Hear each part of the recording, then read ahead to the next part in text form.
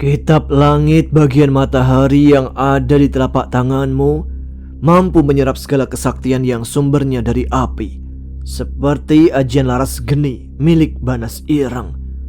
Ucap sosok misterius berjubah hitam yang kini sudah berdiri bersama kawannya. Saya tertegun mendengar kalimat yang dilisankan dua sosok tak dikenal yang sudah membantu kami. Apalagi ia menjelaskan akan kemampuan kitab langit bagian matahari. Batin saya yang penasaran mencoba terus mencari tahu wajah kedua sosok di balik jubah hitam dengan pandangan menyelidik. Saya juga sempat menggunakan ajian pemberian Raden Dwipa untuk melihat wajah mereka berdua, tapi tak bisa karena ada suatu tabir kekuatan yang menghalangi pandangan mata saya. Maaf, siapakah gerangan Kisanak yang bersedia membantu kami? Sudilah kiranya membuka jubah penutup dan memperkenalkan diri, tanya Lembu Rukmo dengan suara berat yang mewakili pertanyaan saya. Perlahan, kedua kepala sosok misterius itu saling menoleh seperti bertukar pandang. Lalu perlahan mereka menarik jubah hitam yang sedari awal mereka muncul selalu menjadi penutup diri. Kedua mata saya terbelalak seketika begitu melihat dua sosok yang sedang berdiri menghadap saya sambil tersenyum manis. Sekar, Bayu, teriak saya yang langsung berlari dan memeluk erat Bayu Barata. Untuk beberapa saat, saya menangis di pelukan sosok gaib yang sama sekali tidak pernah saya anggap sebagai jin penjaga, melainkan sahabat sejati. Bayu Barata juga memeluk saya tak kalah erat. Terasa sekali luapan emosi kami berdua yang memang sudah cukup lama tak bersua.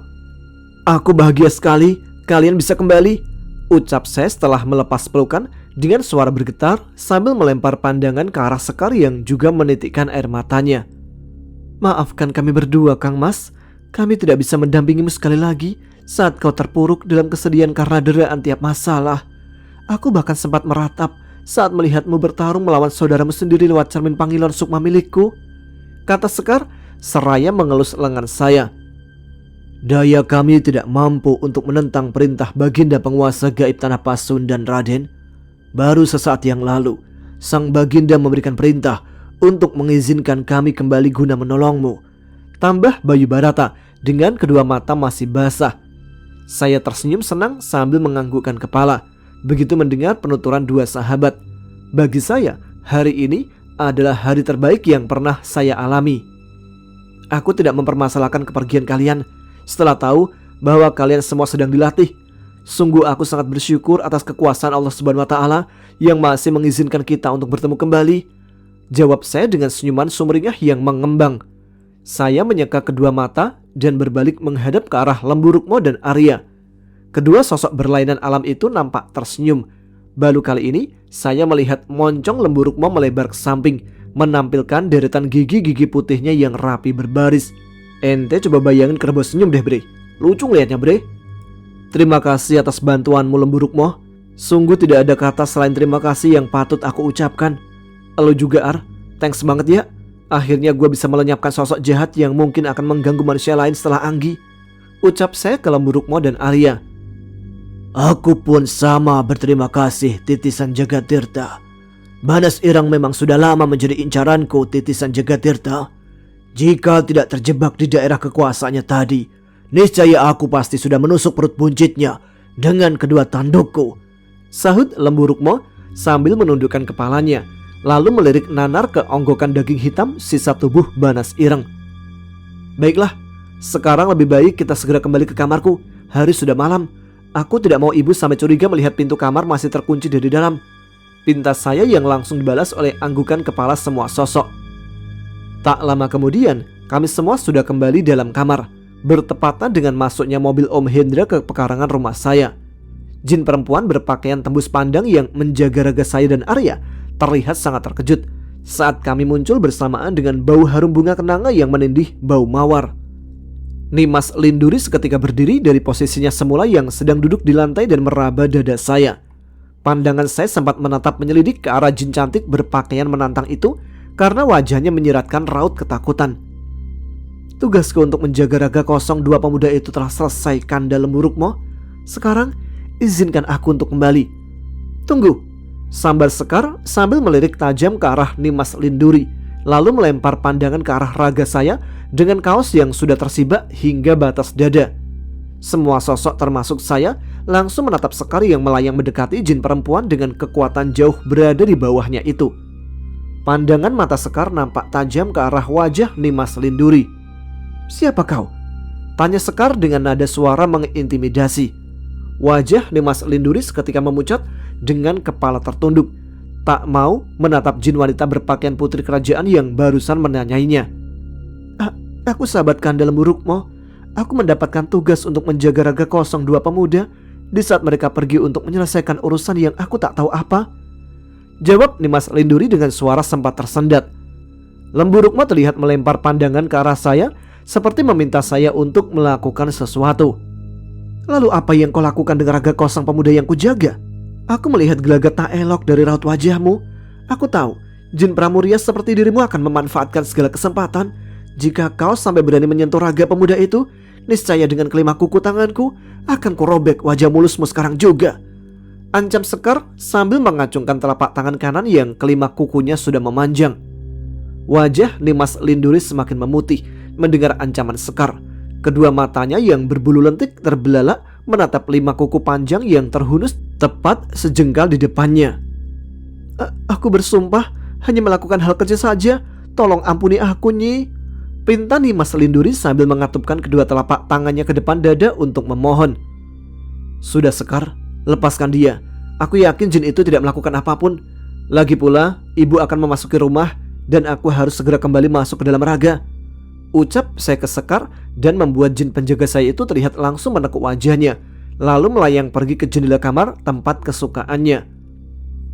"Lekas kau kembali ke asalmu, Nimas Linduri," sambar Lemburukmo yang sudah menghunus tusuk konde kecil bersinar putih. Sesaat sebelum Nimas Linduri berubah menjadi asap putih, sosok jin cantik itu menatap penuh arti sambil menggerakkan bibirnya seperti mengucap terima kasih. Lalu perlahan-lahan asap putih jelmaan Nimas Linduri masuk ke ujung tusuk konde kecil, seiring lenyapnya bau bunga mawar. Tak mau mengulur waktu, saya mengajak Sukma Arya untuk kembali ke raga kami masing-masing. Perlahan saya melayang dan merebahkan Sukma di atas raga sendiri. Kedua mata saya terpejam sambil mencoba menyelaraskan semua inti kehidupan pada Sukma dan raga. Setelah Sukma saya dan Arya kembali sempurna ke dalam raga, kami bangun hampir bersamaan, lalu duduk bersila untuk mengatur nafas dan jalan darah serta detak jantung yang terasa melambat. Mendengar suara panggilan ibu dari luar, saya langsung berdiri dan melangkah ke dekat pintu. Saya sempat menoleh ke arah Arya yang masih duduk bersila di atas tempat tidur. Sahabat saya itu memberikan kode oke dengan jempol tangannya sebelum saya membuka pintu. "Kamu kemana aja, Bang? Ibu telepon minta jemput tapi gak diangkat. Terus itu lampu teras rumah kenapa belum dihidupin? Udah malam begini," tanya ibu dengan wajah menyelidik, lalu melongok ke dalam kamar dan membalas senyuman Arya dengan dingin. "Abang ketiduran, Bu. Arya juga gak enak katanya buat bangunin abang. Maaf ya, Bu," jawab saya yang terpaksa berbohong sambil menggaruk kepala meski tidak terasa gatal. "Ya sudah, mandi sana, terus sholat maghrib. Mulut kamu tuh bau iler," perintah ibu diiring ledekannya yang membuat saya langsung menghembuskan nafas ke telapak tangan dan kembali menggaruk kepala karena terkena jebakan konyol ibu. Sebelum saya mandi, Arya berpamitan untuk pulang ke ibu. Saya sekali lagi mengucapkan terima kasih atas bantuan sahabat saya itu dan mengantarkannya ke teras. Sementara Lemburukmo terlihat tersenyum ke saya dan melesat pergi menghilang entah kemana. "Ar, lu coba tanya deh ke Lemburukmo, gimana sejarahnya dia yang dahulu katanya si Banas Ireng adalah jin berwajah tampan, bisa dihukum Raja Jin.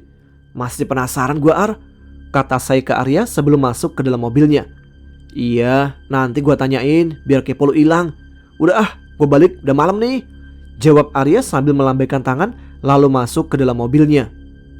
Melihat mobil Arya sudah keluar dari pekarangan, saya kembali ke kamar dan mengambil handuk lalu mandi dengan sedikit lebih cepat karena waktu maghrib hampir lewat. Setelah selesai mandi dengan hanya memakai handuk dan bertelanjang dada, saya masuk ke kamar.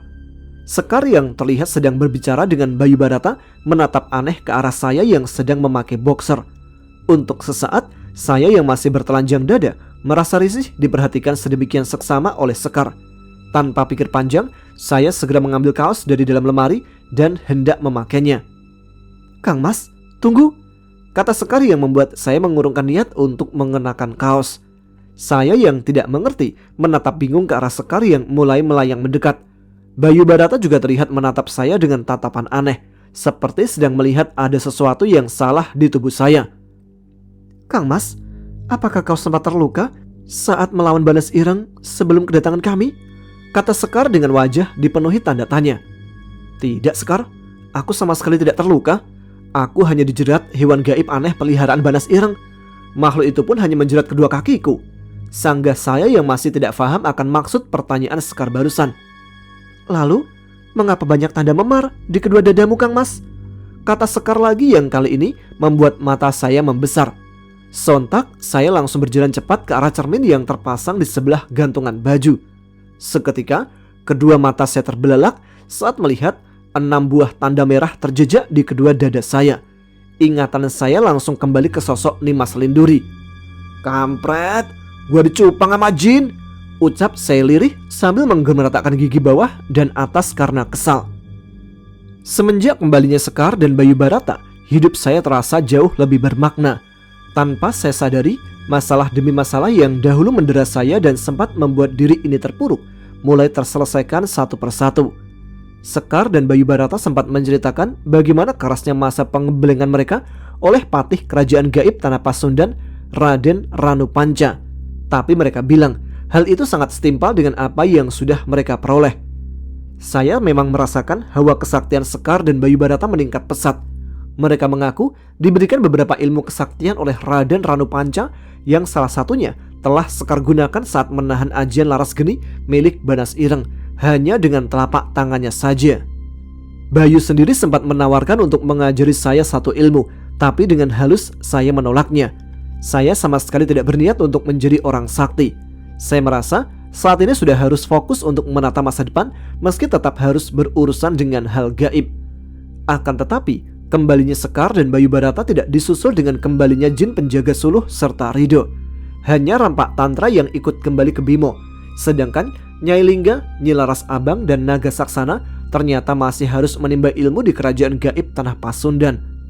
Awalnya, Rido dan Suluh terlihat kecewa saat mengajak saya dan Bimo untuk berkumpul dan membicarakan masalah ini. Namun Sekar mengatakan bahwa dalam waktu kurang dari 1 purnama, ketiga jin penjaga mereka akan segera kembali. Meski masih ada gurat kekecewaan di wajah sepasang kekasih yang juga saudara kami itu, mereka berdua nampaknya menerima apa yang telah Sekar jelaskan. Tentang lenyapnya pedang jagat samudra, rasa kehilangan itu terasa terganti dengan kembalinya Sekar dan Bayu Barata. Sedangkan masalah hubungan saya dengan Anggi semua sudah terjawab saat melihat Deren mengecup kening gadis itu dengan penuh kasih sayang. Saya sudah memutuskan untuk move on meski belum berniat membuka hati untuk cewek lain. Saya tidak lagi berniat untuk menemui Anggi guna membicarakan kejelasan hubungan kami berdua. Meski saya jomblo lagi untuk sementara waktu, tapi saya tidak masalah. Nah, yang repotnya tuh sekarang cara gua menghadapi ibu, bre. Setelah sempat melihat saya membopong tubuh Anggi yang pingsan di tengah pesta pernikahan Kak Sylvie 2 minggu lalu, ibu langsung memberondong saya dengan banyak pertanyaan keesokan harinya. Inti dari pertanyaan ibu mencerminkan enggannya beliau jika saya akan kembali melanjutkan hubungan dengan Anggi. Saya mencoba meyakinkan ibu dengan mengatakan yang sebenarnya, meski tidak secara 100% benar. Saya hanya bilang ke ibu bahwa hubungan saya dengan Anggi sudah usai, itu saja. Dan bukannya membiarkan saya menikmati kejombloan yang baru dimulai, ibu malah semakin gencar mencari cara agar saya dan Ayu bisa semakin dekat.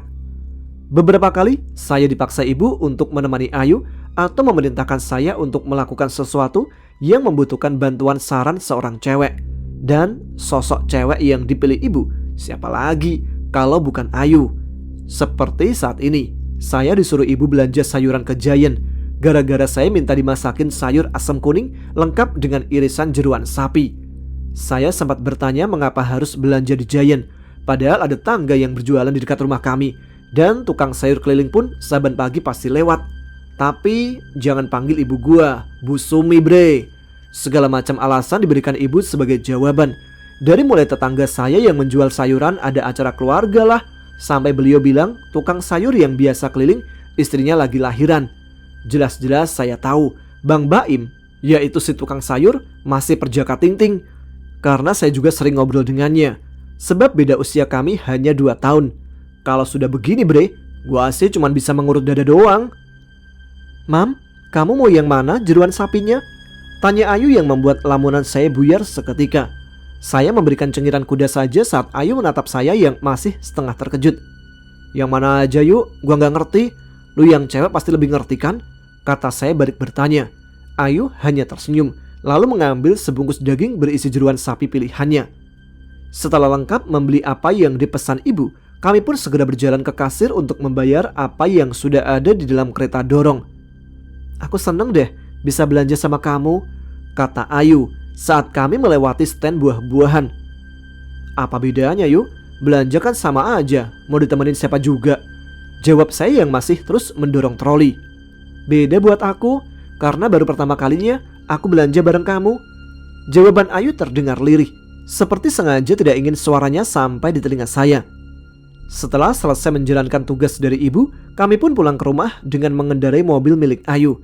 Sepanjang perjalanan, saya lebih banyak diam. Bukan karena tidak mau ngobrol sama Ayu, tapi saya bingung mau ngomongin apa. Makanya, saya lebih memilih diam daripada terkesan banyak bicara omong kosong. Mam, kamu jadi kan ikut tes CPNS? Tanya Ayu sesaat setelah ia memasukkan HP miliknya ke dalam tas. Nggak tahu yuk, gua belum sempat daftar. Lagi ribet mikirin UAS nih. Jawab saya sambil melirik sejenak ke arahnya. Saya sempat melihat Ayu malah mengulum senyuman kecil tanpa alasan, sebagai balasan dari kalimat saya barusan. Kedua mata saya sempat melirik lagi ke arah gadis cantik yang kali ini mengenakan celana jeans 3/4 dengan kaos pink bertuliskan kalimat I'm so happy right now tepat di bagian dada, mengambil sesuatu dari jok belakangnya. Selembar map berwarna biru sudah ada di tangan Ayu. Kemudian gadis itu membuka map tersebut dan mengeluarkan selembar kertas lalu menyodorkannya ke arah saya. Saya sendiri hanya mengerutkan kening karena tidak paham akan apa yang sedang dilakukan Ayu. Kamu ikut tesnya ya mam? Aku udah daftarin kok via online. Ini bukti validasinya. Tanda kamu sudah terdaftar sebagai salah satu peserta. Aku juga punya satu kayak gini, kata Ayu yang membuat saya membesarkan kedua mata. Kok bisa? Bukannya harus pakai scanan dokumen pribadi gua yuk? Tanya saya yang mulai merasa ada sesuatu yang aneh sudah terjadi. Jadi, aku sempat bilang ke ibu soal ini, dan ibu ngasih aku semua berkas kamu yang dibutuhkan untuk daftar tes, kayak KTP, ijazah, sama yang lainnya. Belum selesai Ayu menyudahi penuturannya, saya langsung membanting setir ke kiri untuk menepikan mobil. Beberapa suara klakson kendaraan lain yang ada di belakang mobil milik Ayu terdengar memekakkan telinga karena terkejut melihat kendaraan yang saya kemudikan memotong jalan dan berhenti tiba-tiba. Beruntung tidak ada motor yang berusaha menyalip dari arah kiri. Saya sempat melihat Ayu yang nampak terkejut dengan satu tangannya yang sudah memegang kuat pegangan tangan di atas kepalanya. Pandangan saya yang menatap nanar ke arah jalan merasa kesal sempat menoleh ke arah Ayu. Gadis itu hanya terdiam tak mengeluarkan sepatah kata pun. Ibu benar-benar kelewatan. Kenapa sampai jauh banget sih campurin kehidupan gua pribadi? Bentak saya pada diri sendiri lalu menoleh ke arah Ayu. Mam, istighfar, saut Ayu yang terdengar lirih. Lu tahu gak sih yuk, kita ini lagi dikerjain sama nyokap kita. Lu dan gua lagi dijodohin mati-matian sama orang tua kita sendiri. Apa mereka pikir kita masih hidup zaman mereka apa? Yang masih seenak udelnya bisa jodohin gua sama lu? Gua capek diginiin, kata saya mulai meracau dan diakhiri sebuah pukulan tangan ke setir mobil. Belum sedetik saya melampiaskan emosi, tiba-tiba Sekar muncul dengan melayang di depan mobil kami. Pandangan mata jin penjaga saya itu nampak menyorot tajam menatap ke arah saya. Kuasai emosimu Kang Mas, kita akan membicarakan tentang ini nanti, ucap Sekar yang terdengar di batin saya. Saya perlahan mencoba meredam emosi dengan menarik nafas dalam-dalam dan mengeluarkannya perlahan. Pandangan saya sempat terlempar ke arah Ayu yang terlihat sedang menyeka kedua matanya. Seketika terbit sebuah rasa sesal dari lubuk hati saya yang paling dalam saat menyadari bahwa saya sudah membuat anak gadis orang menangis. Beberapa kali saya beristighfar dalam hati karena telah terbawa emosi dan meracau tidak jelas di hadapan Ayu. Di dalam kendaraan roda 4 yang saya kemudikan, kami saling membungkam mulut. Sesekali saya melirik Ayu yang melempar pandangannya ke arah luar jendela. Saya hanya bisa menghela nafas saat tidak lagi menemukan senyuman yang tersungging di wajah gadis itu. Sesampainya di rumah, saya tidak menegur ibu yang menyambut hangat kepulangan kami. Saya malah langsung duduk terdiam di atas bangku di teras sambil menatap nanar ke arah pekarangan rumah. Tapi Lain halnya dengan Ayu.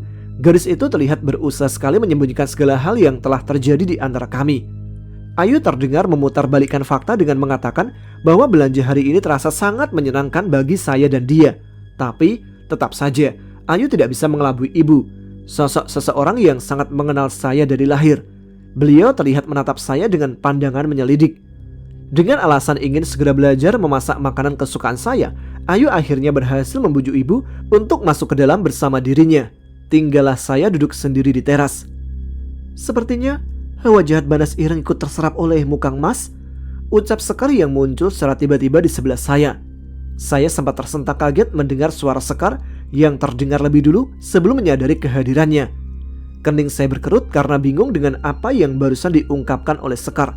Bagaimana bisa hawa jahat Banas Ireng yang ajiannya terserap oleh telapak tangan saya ikut serta? Tapi kenapa baru sekarang, Sekar? Itu kan udah cukup lama. Aku juga tidak mengerti. Lebih baik kau berbanyak istighfar, Kang Mas. Malam nanti aku akan mencoba menyembuhkanmu. Yang terpenting sekarang kau harus menguasai emosi sendiri, kata Sekar sambil tersenyum lalu menghilang entah kemana. Saya hanya bisa terdiam mendengar penuturan jin cantik yang baru kembali dari penggemblengan di kerajaan gaib Tanah Pasundan. Benak saya terbayang di mana saya sempat membentak Ayu beberapa saat yang lalu hanya gara-gara masalah sepele. Jadi semua itu ada hubungannya dengan hawa jahat Banas Ireng yang terserap bersama Ajian Laras Geni. Baru saja saya mengambil nafas dalam-dalam, terdengar suara berdehem seseorang dari arah pintu. Saya menoleh dan melihat Ayu sedang berjalan menghampiri. "Aku boleh duduk ya?" tanya Ayu sedikit sungkan. Saya tersenyum dan menganggukkan kepala sebagai jawaban boleh atas pertanyaannya. Gadis itu pun duduk setelah sebelumnya menyibak rambut ke belakang. Untuk beberapa saat kami sama terdiam sambil menatap kosong ke arah pekarangan rumah. "Udah kelar masaknya yuk?" tanya saya mencoba membuka obrolan. "Belum, aku disuruh ibu buat nemenin kamu di luar," jawab Ayu yang disusul senyuman getirnya. "Yuk, maaf ya, tadi gue sempat marah-marah gak jelas," kata saya sambil menoleh ke arahnya. Ayu nampak tersenyum kembali, namun kali ini terlihat lebih manis. "Gak apa-apa kok, aku ngerti perasaan kamu, Mam. Soal perjodohan itu anggap aja gak pernah ada ya.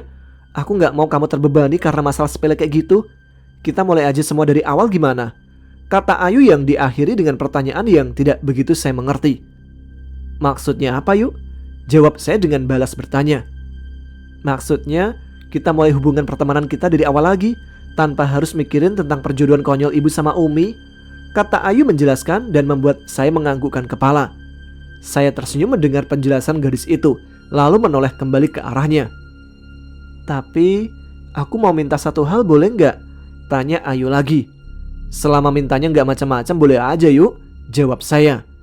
Sejenak Ayu terdiam seperti ragu untuk mengungkapkan permintaannya. Entah apa yang ingin dia minta dari saya yang notabene hanya seorang anak muda pengangguran. "Aku minta kamu jangan anggap aku kayak teman biasa ya, Mam," kata Ayu sambil menatap saya penuh arti. Baru saya mau mengomentari permintaan Ayu, tiba-tiba HP yang ada di saku celana panjang saya berdering. Saya segera menjauh setelah melihat ternyata Rido yang sedang menelpon, karena tidak mau pembicaraan kami didengar oleh Ayu. "Iya bre," kata saya setelah mengusap layar HP. "Bre, gawat bre, lu harus ke rumah gua sekarang juga," jawab Rido dengan nada terdengar sangat panik. "Woi, emang ada apaan sih pakai segala gawat?" tanya saya yang memang tidak mengerti maksud ucapan Rido. "Gak usah banyak tanya, pokoknya gawat, gua tunggu di kamar pokoknya, sekarang juga bre," pinta Rido dan langsung mematikan sambungan teleponnya. Saya terdiam mendengar permintaan aneh Rido barusan. Ada apa sebenarnya dengan saudara saya itu? "Mam, siapa yang telepon? Kok muka kamu kayak orang bingung gitu?" tanya Ayu yang ternyata sudah berdiri di belakang saya. "Rido yuk, dia minta gue ke rumahnya sekarang juga. Gue gak tahu ada apaan, tapi suaranya kayak panik banget," kata saya sambil mengantongi HP, lalu berniat mengambil kunci mobil dan mengeluarkan kendaraan itu dari dalam garasi. "Kamu pakai mobil aku aja, kan udah ada di halaman. Kalau keluarin mobil di dalam garasi, nanti jadi lama. Kata kamu Rido minta kamu segera ke rumahnya." Saran Ayu seketika membuat saya berpikir untuk sejenak. "Tapi bener nih, gak apa-apa gue pakai mobil elu yuk?" tanya saya untuk memastikan. "Ya gak apa-apa lah Mam, kayak sama siapa aja pakai sungkan," jawab Ayu sambil memberikan senyuman manis. senyuman yang sangat manis.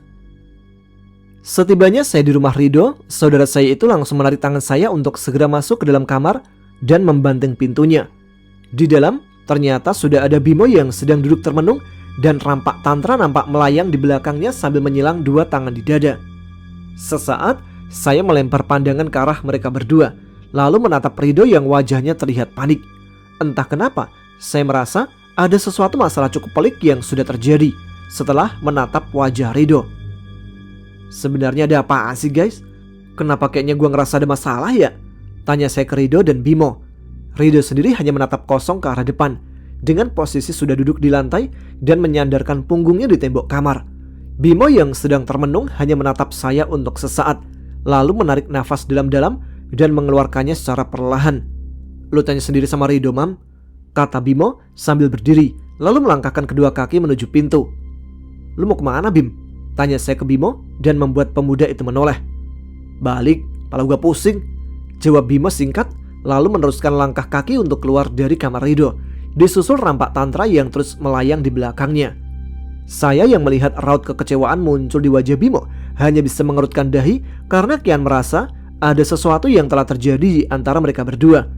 Tanpa banyak bicara, saya langsung menghampiri Rido dan duduk di sebelahnya. Jujur aja bre, lu sama Bimo ribut? Tanya saya yang menyangka telah terjadi sesuatu di antara mereka. Rido menatap saya dengan sendu, kemudian menundukkan wajah sambil menggelengkan kepala. Lah terus, lu berdua kenapa diem-dieman? Yang lu bilang gawat apaan dong? Tanya saya dengan perasaan mulai kesal. Tak mau nambah pusing, saya segera mengeluarkan sebatang rokok untuk melarutkan sedikit kekesalan di hati. Pandangan saya sesekali melirik sebal ke arah Rido yang masih tak mau menjelaskan apa yang terjadi. Bahkan, saya sengaja menghembuskan asap rokok dari mulut saya ke wajahnya. Tapi tetap saja, Rido mengunci semua kalimat dari lisannya. Kalau lu masih diam, mendingan gue balik bre. Urusan gue masih banyak, ucap saya sambil berdiri dan melangkahkan kaki seperti yang sudah dilakukan Bimo. Tiba-tiba, Rido memegang bahu saya dari belakang. Saya memutar badan dan menghadapnya. Gua lagi ada masalah, Mam. Tolongin gua, ucap Rido dengan suara lirih dan kedua mata berkaca-kaca. Saya cukup kaget melihat Rido berlaku seperti barusan. Sambil berjalan lesu, Rido kembali duduk di tempat semula, disusul saya yang mengekor di belakangnya. Lu ada masalah apaan bre? Lu bisa ceritain ke gua? Tanya saya ke Rido yang nampak menatap sendu untuk sesaat, lalu kembali menundukkan wajah. Lu panggil Sekar dulu deh, biar nanti lu bisa percaya, pinta Rido yang sempat membuat saya heran, lalu menganggukkan kepala untuk menuruti permintaannya. Tak berapa lama, bau harum bunga kenanga tercium di dalam kamar Rido seiring kemunculan Sekar yang melayang di sebelah saya. Sekar udah datang, sekarang lu ceritain masalah yang lagi lu adepin, kata saya yang membuat Rido mengangkat wajahnya dan menatap kosong ke sebelah saya. Untuk sejenak, saya merasa heran memperhatikan Rido yang tidak membalas senyuman Sekar. Tapi sengaja saya menahan rasa heran karena menganggap Rido sedang bad mood saja. Semua kesaktian gua hilang bre. Ucapan Rido barusan sontak membuat saya tertawa terpingkal-pingkal. Tapi setelah melirik ke arah Sekar yang sedang menatap nanar ke arah Rido, tawa saya perlahan-lahan menghilang dengan sendirinya. Lu serius bre? Kenapa bisa hilang tiba-tiba? Tanya saya untuk memastikan kebenaran yang barusan terlisan dari mulut Rido. Sepertinya ucapan saudaramu benar Kang Mas. Jangan-jangan dia telah melanggar pantangan utama, ucap Sekar lirih dengan wajah menyiratkan suatu kekhawatiran. Saya sempat melirik ke arah Sekar untuk sesaat karena tidak mengerti dengan maksud ucapannya. Gua udah ML sama Suluh, kata Rido dengan suara hampir tak terdengar. Jantung saya rasanya seperti berhenti berdetak untuk sesaat begitu mendengar pengakuan Rido. Kedua mata saya terbelalak menatapnya. Saya benar-benar berharap saat ini Rido sedang mencoba mengerjai saya seperti waktu itu. Saya harap Rido melisankan kalimat tadi hanya untuk bercanda saja. Tapi sepertinya saya harus menelan tiap harapan yang berganti kenyataan pahit saat melihat wajah Rido menyiratkan kejujuran. Bahkan 2 butir air mata terlihat menetes di kedua matanya. Astagfirullah, kalian kenapa bisa sih? Ya Allah. Ucapan terdengar tidak beraturan karena merasa sangat-sangat terkejut mengetahui sesuatu yang amat membuat saya tercengang. Semalam Gue nganterin Suluh ke villa keluarganya. Awalnya gue mau pulang, Mam. Tapi karena udah malam, Suluh ngelarang gue. Entah setan apa yang udah ngerasukin kami berdua. Tiba-tiba saya menarik ujung kaos Rido di bagian leher yang sekaligus memotong kalimat Rido. Pandangan mata saya menatap nanar memandangi kedua bola matanya yang sudah dibasahi air mata. Gigi saya terdengar bergemeratak karena mencoba menahan emosi yang memuncak. "Tahan emosimu, Kang Mas," ucap Sekar yang terdengar mengingatkan dari belakang. Dengan kasar, saya lepaskan cengkraman di kaos yang Rido kenakan dan membuat pemuda itu terdorong menghantam dinding. Saya segera bangkit dari samping Rido dan duduk di atas bangku belajarnya. Sebatang rokok segera saya keluarkan dan saya bakar lagi sebagai pelampiasan. Sesekali saya menatap Rido dengan tajam. Entah apa yang harus saya lakukan. Marah, pasti. Saya marah banget. Bahkan saya sempat berniat untuk menghajarnya. Tapi percuma. Nasi yang sudah menjadi bubur tidak akan bisa kembali lagi menjadi beras. "Gua hilaf, Mam. Gua udah ngelakuin dosa besar sama Suluh. Gua udah ngelakuin kesalahan fatal," ucap Rido yang mulai menangis dengan wajah tertutup dua lengan di atas dua lututnya yang tertekuk. Sama sekali saya tidak mengeluarkan sepatah kata pun untuk membalas kalimat Rido. Saya bingung apa yang harus saya katakan untuk menghiburnya. Dalam hati, saya sempat memikirkan akan perkataan Raja Jin yang akan mengumpulkan kami berempat untuk memunculkan kitab langit kembali. Semua itu mungkin tidak akan terjadi. "Gua tahu gua tolol, gua bego, tapi gua gak bisa ngendalin nafsu sendiri. Gua nerima akibatnya, Mam. Semua kekuatan gua dan Suluh udah hilang. Gua gak bisa panggil lu lewat batin. Gua gak bisa lihat Sekar atau makhluk gaib lain. Semua udah bener-bener hilang, Mam. Hilang," kata Rido sambil setengah berteriak, lalu menangis terseduh-seduh di akhir kalimatnya. Dalam hati, sebenarnya saya iba melihat saudara sendiri sedang menangis histeris di depan mata.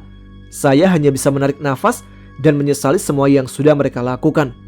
Pandangan mata saya melirik ke arah Sekar yang nampak sedang menatap Rido dengan tatapan menyelidik. Benak saya teringat akan raut wajah Bimo yang mengguratkan kekecewaan sebelum dirinya pergi meninggalkan kami berdua dalam kamar. Ternyata kenyataan pahit ini yang membuat Bimo berlaku demikian. "Gua minta maaf, Bre. Gua nyesel. Sekarang Suluh udah gak mau ketemu sama gua. Bimo juga pergi ninggalin gua. Gua mohon, lu jangan ninggalin gua, Bre. Gua mohon banget." Mendengar ucapan Rido barusan, saya kembali menarik nafas dalam-dalam dan mengeluarkannya perlahan. Lalu menatap Rido yang masih membenamkan wajahnya di kedua lengan yang ada di atas lutut. "Lu gak usah takut, Do. Gua gak akan ninggalin lu. Gua bukan tipe orang yang ninggalin saudara saat dalam masalah," ucap saya lirih sambil menatap kosong ke arah ujung rokok yang terbakar di sela dua jari telunjuk dan jari tengah.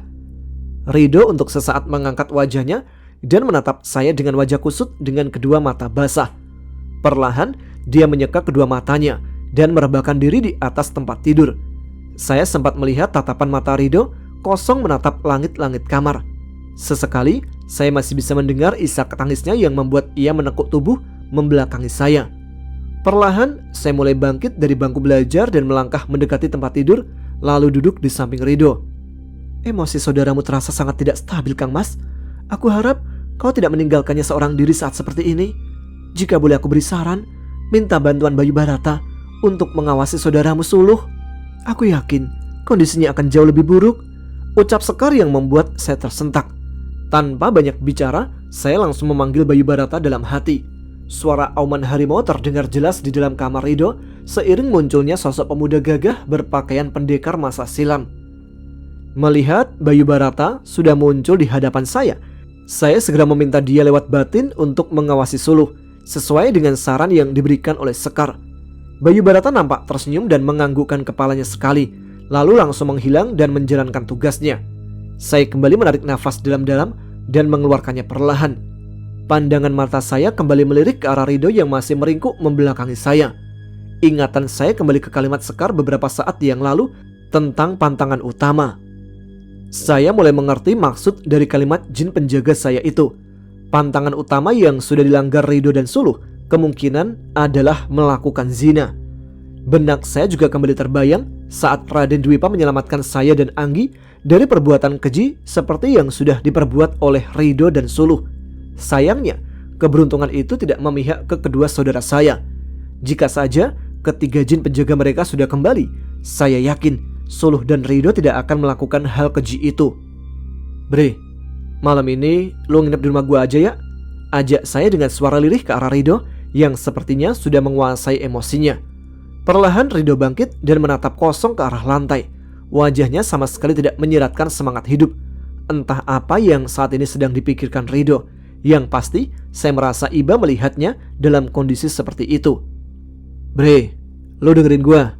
Semua udah terjadi, tapi gua yakin pasti ada jalan keluar buat masalah ini. Lu gak usah khawatir, gua akan selalu ada buat lu, Bre, kata saya sambil merangkulkan lengan di bahunya. Untuk sesaat Rido menoleh ke arah saya dan menatap dengan tatapan sendu. Sebuah senyuman pahit terlukis dari wajah saudara saya itu. Gua malu sama elu, Mam, ucap Rido dengan suara hampir tak terdengar. Dulu, sewaktu lu dapat masalah, gua malah menghindar. Jangankan ngerangkul bahu lu kayak yang lu lakuin sekarang. Yang ada, gua malah nambah masalah lu makin ribet. Tapi elu... Udah, Bre, gak usah ngomong mulu. Mendingan sekarang kita sholat asar. Gua yang imamin deh. Sekalian nanti lu taubat nasuh, Bre. Mohon ampunannya, ucap saya yang sengaja memotong kalimat Rido. Rido terlihat mengulum senyumannya meski masih nampak sedikit getir, lalu menganggukkan kepala dan bangkit berdiri perlahan dari tempat tidurnya.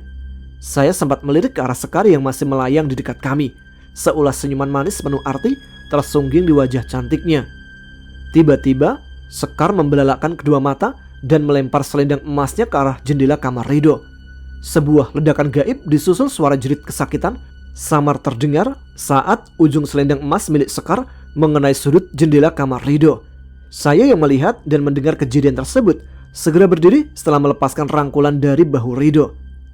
Tatapan mata Sekar nampak menyorot tajam ke ujung selendangnya yang terlihat hangus menghitam, disusul bau daging terbakar yang sempat tertangkap di indera penciuman saya. Ada apa, Sekar? Suara jeritan siapa yang kudengar? Tanya saya ke arah Sekar yang membuat jin penjaga itu langsung menoleh ke arah saya dan Rido.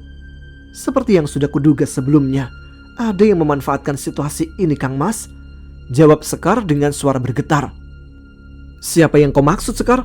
Tanya saya dengan hati semakin diliputi rasa penasaran. Aku tidak tahu, Kang Mas, tapi tadi aku sempat merasakan aura jin hitam yang sengaja menyamarkan diri dan auranya dari arah jendela itu. Aku khawatir jin itu adalah utusan musuh besar penguasa kerajaan gaib Tanah Pasundan, jawab Sekar yang masih menatap nanar ke arah jendela. Belum sedetik Sekar mengakhiri kalimatnya, tiba-tiba sosok Nyai Lingga dan Naga Saksana muncul, hampir bersamaan dengan Bayu Barata yang juga kembali. Sekar mengulum senyuman melihat kedatangan dua jin penjaga Rido. Bayu Barata segera melayang ke sebelah saya, yang berniat ingin menanyakan alasan kembalinya ia ke sini. Maaf Raden, jin penjaga saudari perempuanmu, Nyi Laras Abang telah kembali. Dia yang akan menjaga gadis itu dan memintaku untuk menyampaikan kabar, ucap Bayu Barata sambil menundukkan kepalanya. Mendengar jawaban Bayu Barata, saya hanya mengangguk sambil tersenyum. Syukurlah, ternyata ketiga jin penjaga Rido dan Suluh sudah kembali. Mereka bertiga yang saya yakin akan menjaga kedua saudara saya. Senyuman lega tersungging di wajah saya, mengetahui sedikit keberuntungan masih berpihak pada kami. Ada apaan, Bre? Tanya Rido dengan wajah penasaran dan membuat saya sedikit terkejut. Saya menoleh ke arahnya untuk sesaat, lalu melempar pandangan lagi ke arah Nyai Lingga dan Naga Saksana. Kedua jin penjaga Rido terlihat menatap anak muda yang mereka jaga dengan pandangan tidak mengerti. Sekar langsung mendekati keduanya dan terdengar menjelaskan apa yang sudah terjadi pada Rido. Kedua jin tersebut terlihat tercengang mendengar penuturan Sekar. Sementara saya kembali memandang Rido dan menceritakan tentang hal yang baru saja saya lihat, termasuk memberitahukan kepadanya akan kedatangan Nyai Lingga dan Naga Saksana. Rido nampak terkejut dan menyisir pandangannya ke seluruh penjuru kamar. Nyai, Naga Saksana, apakah benar kalian sudah kembali? Tanya Rido dengan suara bergetar sambil berusaha mencari-cari keberadaan kedua jin penjaganya. Nyai Lingga nampak melayang mendekati Rido. Pandangannya menatap wajah pemuda itu dengan kedua mata mulai berkaca-kaca. Perlahan ia mencoba menyentuh wajah Rido dengan tangan yang gemetaran.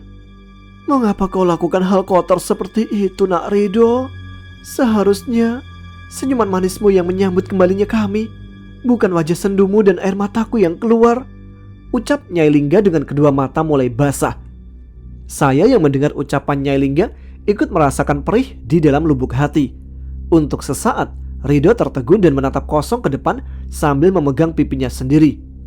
Bre, bilang ke gua, Nyai Lingga ada di depan gua kan? Tanya Rido dengan kedua mata kembali berkaca-kaca. Saya tersenyum lalu menganggukkan kepala sebagai jawaban atas pertanyaan Rido barusan. Tiba-tiba Rido jatuh berlutut. Saya yang melihat hendak membantunya, namun dihalangi oleh Sekar. Maafkan aku, Nyai Lingga, Naga Saksana. Aku telah melakukan dosa besar, dan sebagai hukumannya, aku kehilangan semua kelebihan yang aku miliki. Tolong maafkan aku sudah mengecewakan kalian, ucap Rido dengan wajah tertunduk. Nyai Lingga yang melayang persis di depan Rido langsung kembali ke dekat Naga Saksana, lalu memeluk jin berwujud laki-laki gagah itu. Suara tangisan Nyai Lingga terdengar cukup menyayat hati. Aku tidak sanggup melihatnya, Naga Saksana. Aku benar-benar tidak sanggup, ucap Nyai Lingga di sela tangisannya. Sekar yang melihat hal itu segera melayang ke sebelah Nyai, lalu memegang bahu jin yang sekarang sudah tidak lagi berpenampilan seronok tersebut. Perlahan, jin wanita yang dahulu menjadi penjaga Bimo melepaskan pelukannya dari Naga Saksana, lalu menatap wajah Sekar. Sudahlah Nyai Lingga, kau tidak bisa membatalkan hukuman yang menimpa pemuda itu. Lebih baik kau dan Naga Saksana selalu menemaninya. Meski dia tidak dapat melihat kalian berdua, tapi aku yakin Rido bisa merasakan keberadaan kalian. Aku minta kalian jaga pemuda itu, karena barusan aku merasa ada pihak yang mencoba mencari keuntungan dari kelemahan kita, ucap Sekar membuat Nyai Lingga melempar pandangan ke arah Rido, kemudian menganggukkan kepala. Kau tidak perlu khawatir, kami berjanji akan selalu melindungi pemuda itu, Sekar Kenjana, kata Naga Saksana yang juga sedang menatap sendu ke arah Rido yang masih berlutut. Sekar tersenyum senang mendengar ucapan Naga Saksana, kemudian kembali melayang ke dekat saya. Sebaiknya kita segera kembali, Kang Mas.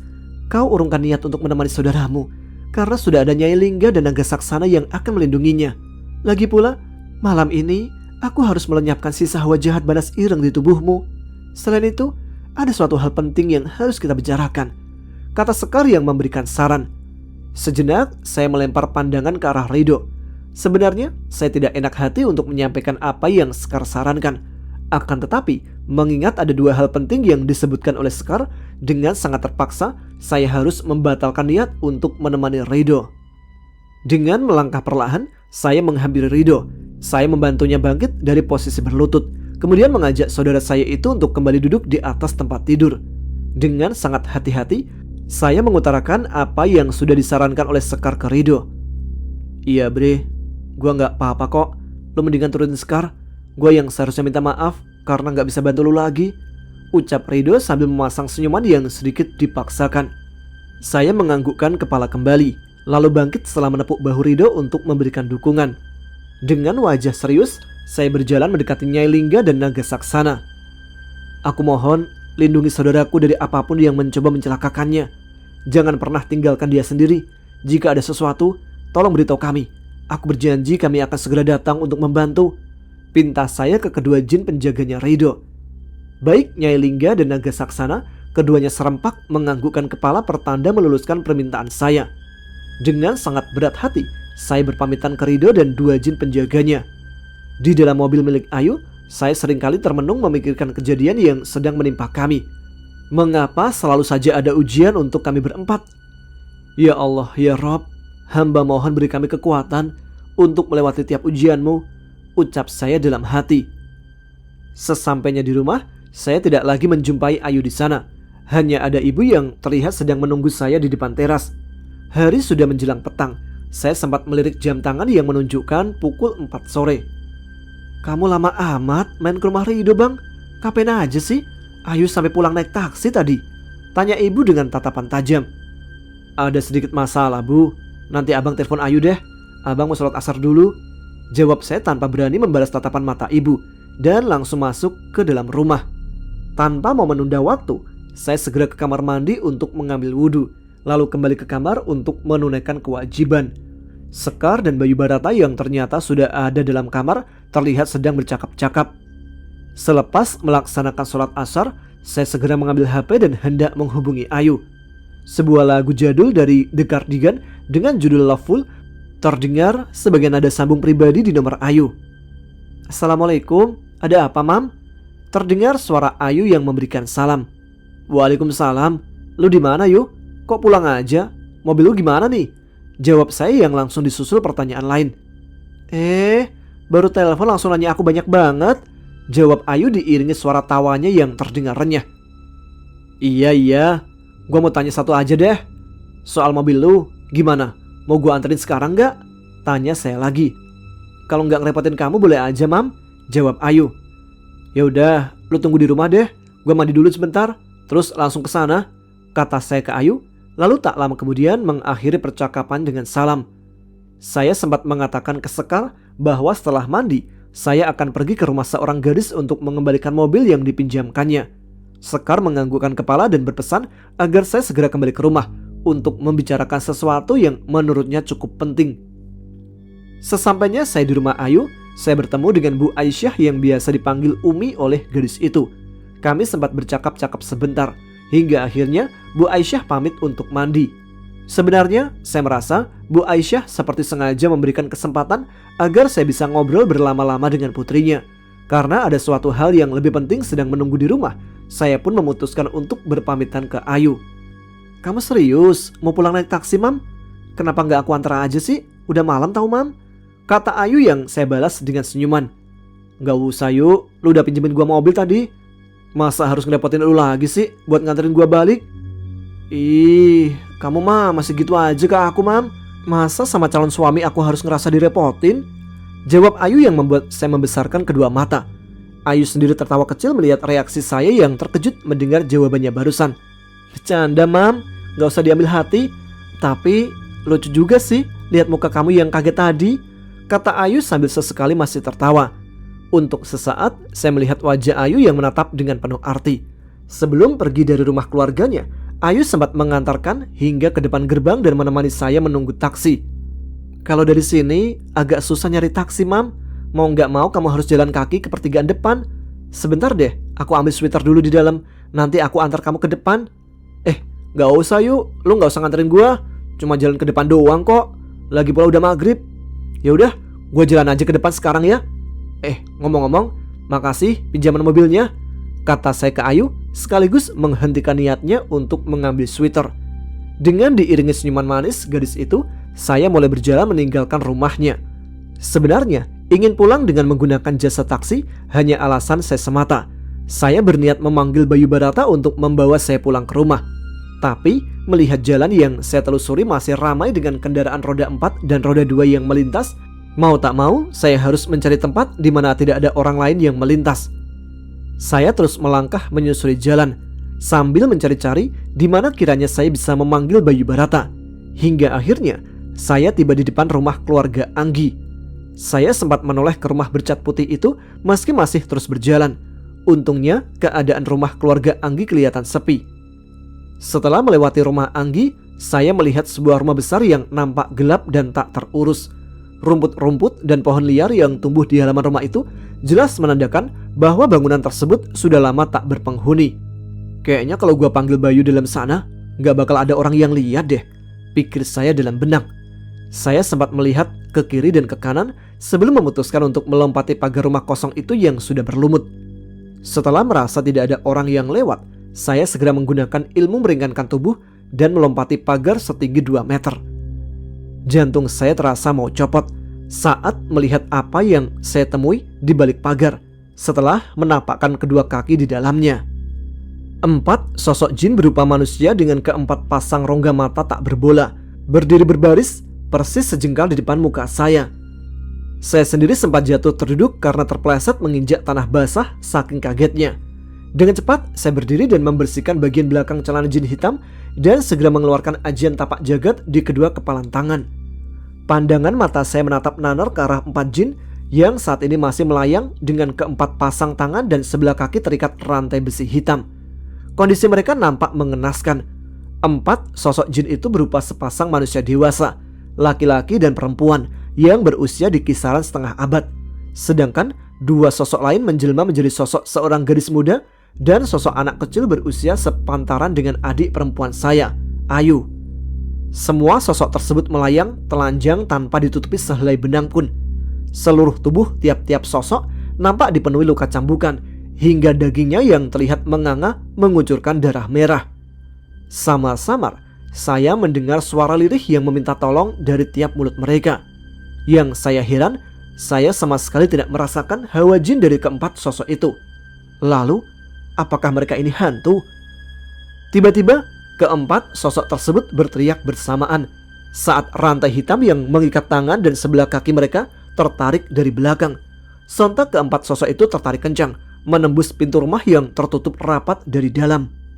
Karena penasaran, saya ikuti arah hilangnya mereka dan mulai berjalan mengendap-endap, menerobos rumput ilalang liar yang tingginya hampir sepinggang. Tepat di depan pintu yang awalnya bercat putih namun sekarang sudah coklat berlumut, saya mencoba menggunakan ajian pemberian Raden Dwipa untuk melihat seperti apa keadaan di dalam bangunan kosong itu. Pandangan mata saya seketika membesar saat melihat 4 sosok makhluk berupa manusia yang terikat itu sedang ditarik sesosok makhluk tinggi besar berwajah kera berbadan manusia. Dari makhluk setengah kera tersebut, saya bisa merasakan aura jin yang cukup kuat. Dalam hati, saya sebenarnya ingin memanggil Sekar ataupun Bayu Barata. Tapi merasakan aura jin itu hanya cukup kuat, bukan sangat kuat, saya rasa akan bisa mengatasinya jika seandainya terjadi apa-apa. Perlahan, saya mencoba membuka jendela yang kebetulan tidak terkunci. Baru saja saya menginjakkan kaki memasuki rumah itu, tiba-tiba sebelah kaki kiri saya terasa seperti terjerat sesuatu.